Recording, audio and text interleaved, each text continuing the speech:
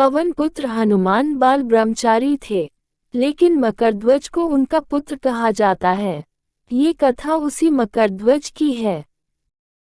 वाल्मीकि रामायण के अनुसार लंका जलाते समय आग की तपिश के कारण हनुमान जी को बहुत पसीना आ रहा था।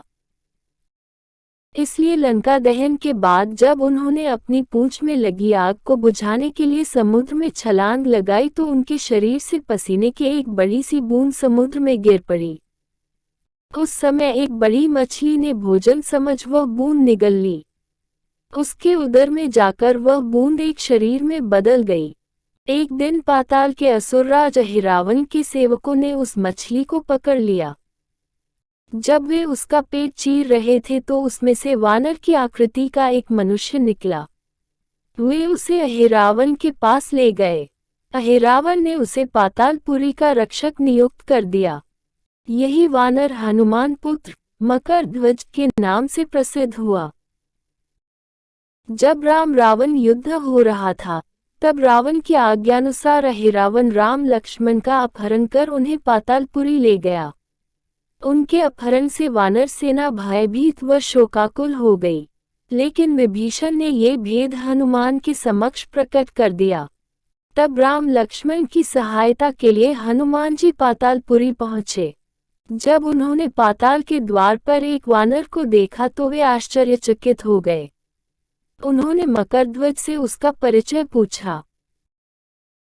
मकरध्वज अपना परिचय देते हुआ बोला, मैं हनुमान पुत्र मकरध्वज हूँ और पातालपुरी का द्वारपाल हूँ। मकरध्वज की बात सुनकर हनुमान क्रोधित होकर बोले, ये तुम क्या कह रहे हो? दुष्ट, मैं बाल ब्रह्मचारी हूँ, फिर भला तुम मेरे पुत्र कैसे हो सकते हो?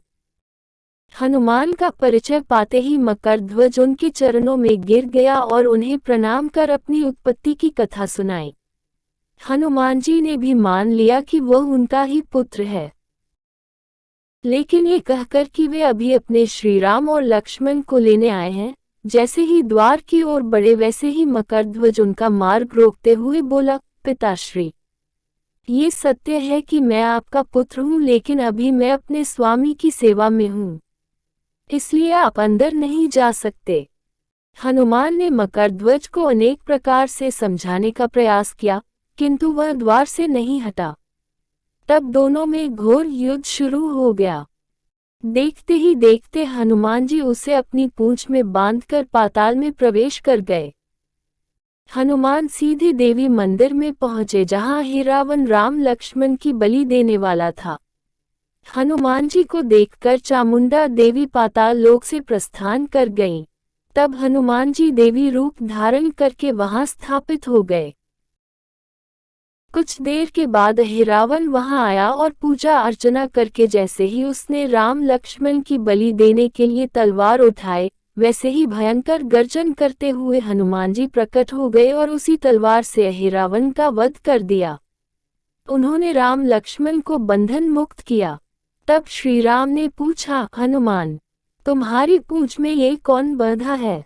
बिल्कुल तुम्हारे समान ही लग रहा है, इसे खोल दो। हनुमान ने मकरध्वज का परिचय देकर उसे बंधन मुक्त कर दिया। मकरध्वज ने श्रीराम के समक्ष सिर झुका लिया। तब श्रीराम ने मकरध्वज का राज्याभिषेक कर उसे पाताल का राजा घोषित कर दिया और कहा कि भविष्य में वह अपने पिता के समान दूसरों की सेवा करे। ये सुनकर मकरध्वज ने तीनों को प्रणाम किया। तीनों उसे आशीर्वाद देकर वहां से प्रस्थान कर गए। इस प्रकार मकरध्वज हनुमान पुत्र कहलाए।